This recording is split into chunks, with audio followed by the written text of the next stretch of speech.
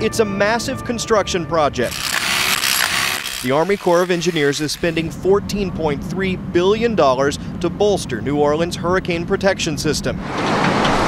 But in New Orleans' lower 9th Ward, residents of the area hardest hit by Katrina aren't convinced it will work.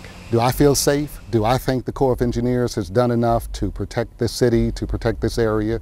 No. Do I have complete confidence in the Corps of Engineers in what they're telling me? No, I do not.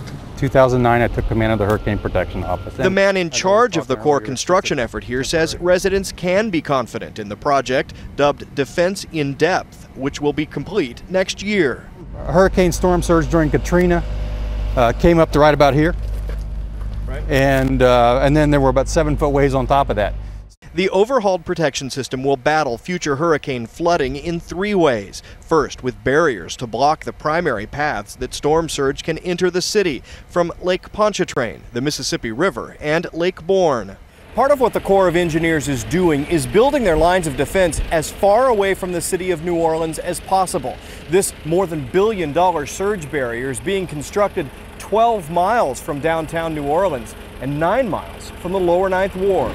Along with blocking storm surge, the Corps has fortified the levees that failed in Katrina and is building massive new levees that are anchored more than 100 feet below ground and tall enough not to be overtopped by storm surge. You can see it right here is we went from something that had an elevation of 14 feet around St. Bernard Parish to something that's an elevation of about 32 feet.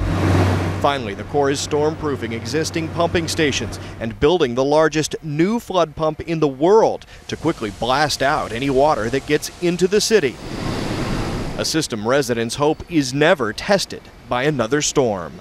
Teague, CBS News, New Orleans.